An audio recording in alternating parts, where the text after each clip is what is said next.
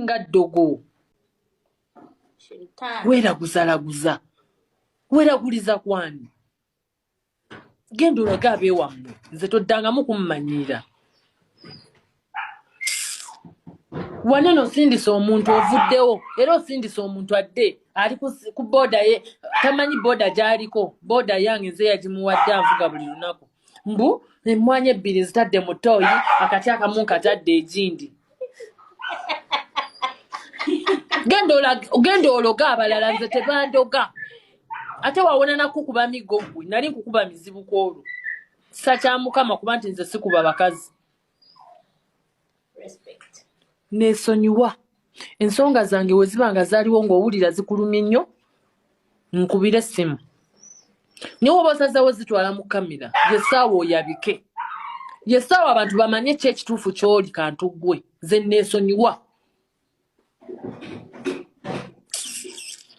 kati mwongere mu nvume kasita nammwe amazima mugategedde ate nammwe sandisuubidde nti mwandiyagadde omuntu okukolera juice nga mulimu empale gye bakamuliddemu nga omuceere bagutawaalizizzaamu amazzi gw'oba eyo ng'oli mukyala nga kikunyumira it's okay naye oba oli muzadde nga wali ozaddeko omwana w'obulenzi ne bakugamba ebyo gwe kiba nga kikukwatako listen abasajja tugumira bingi ne tusirika ne weegumira n'ogamba kino kankireke n'ogamba bannanga. This is my last message to you, madam. Never ever talk about me in your life. Never ever call me. Never ever engage my name into your jazz. Not even anywhere. For as long as it's Cephco. Please, spare the name. Never ever abuse my girlfriend, my fiancé, my future wife again. For as long as you abuse Joey, the way you're insulting her, the way you're humiliating her, my God, I am ready. I'm ready for everything. It's okay. And stop abusing it's okay. It's okay. We shall end. Okay?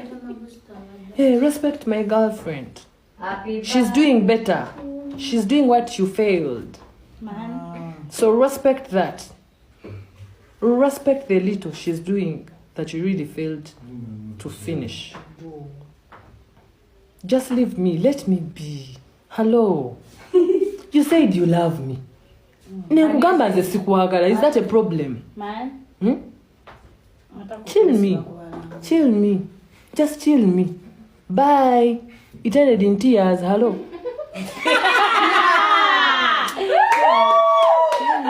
Chill me. Don't kuyomba it. No. There is something that is being over too much. I know. You know, someone asasula abantu banvume. Navayo najja mu bantu, nagamba nze bannange, nze banasina chemanyi, nze sina chemanyi, era doctor.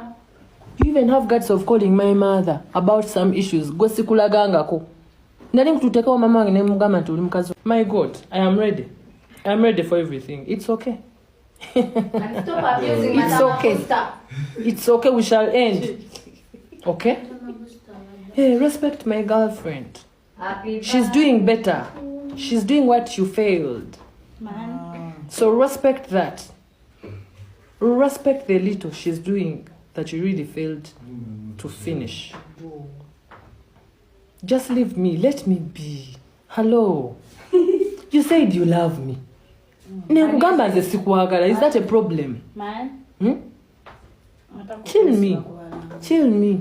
Just chill me. Bye. It ended in tears. Hello.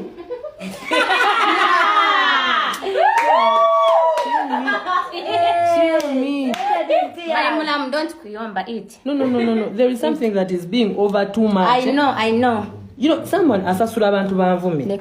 Navayo najja mu bantu, nagamba nze bannange, nze banasina chemanyi, nze sina chemanyi, era doctor. You even have guts of calling my mother about some issues. Gwe sikulagangako.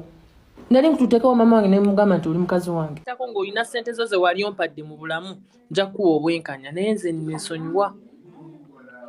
Omusasulidde abantu banvumye, bampayiriza bye bampayiriza, osasudde bumontezi, oyo montezi ye ngenda kumusiba. Naye nze gwe neesonyiwa, toddangamu okunjogerako.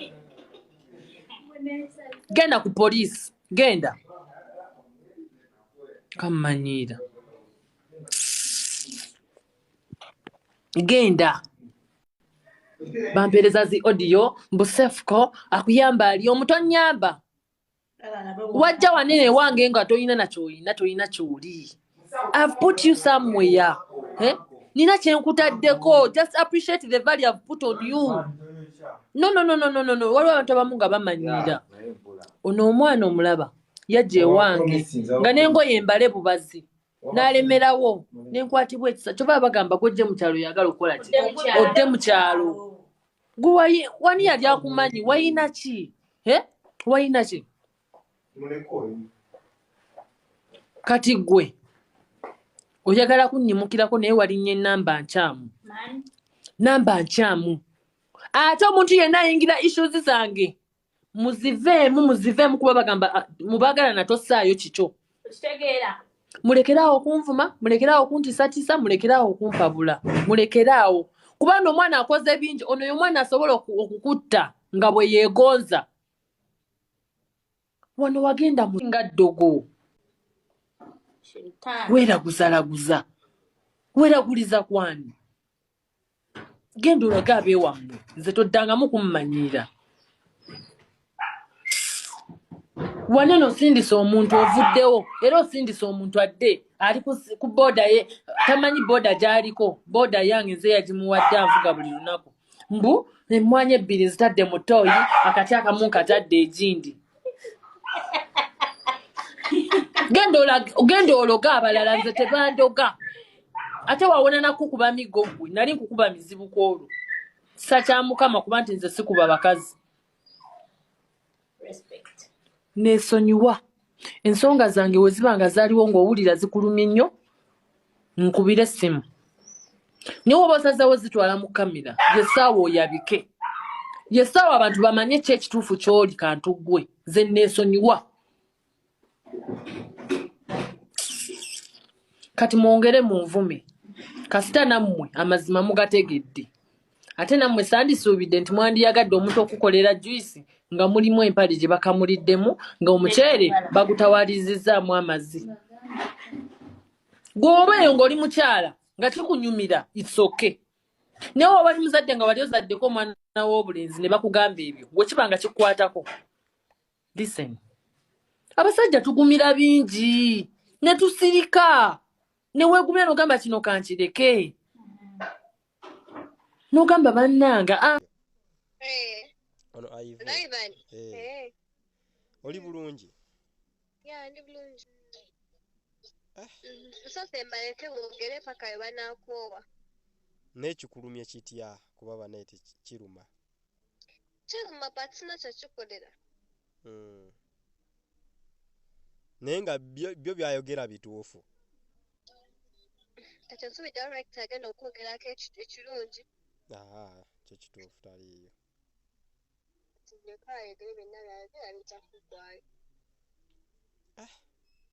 Naye I think wali obisuubira. Anyway. Yamanyi. Sinzo kugamba. I think ye disappointment esinze mu bulamu bwo bukyangozaalibwa. Of course. Okyasuubira okuddamu okwesiga omusajja? Naye bibaawo. Life will move on. Lwakuba kyakutaddeko nti n'oli mulogo of which how simanyi how true is it. I think kibi nnyo. Ate naye muntu alizaala omwana omuwala. Comments zino zo zikuyisa zitya? Kuba ezimu zikusaasira, ezimu of course nga bw'obimanyi. So simanyi oba ozisoma. Tokyazisoma? I go ku TikTok ne postinga video yange nenvaayo and no longer read comment. Okay. Manyo ndikodinga. Anedda. Ayi bako ndikodinga no postinga. Abino byaffe nembera nkulikodinze era byange naawe. Just era biba biyamba ffe. So naye kati oli wakati obudde buno. Side ki? Nalya.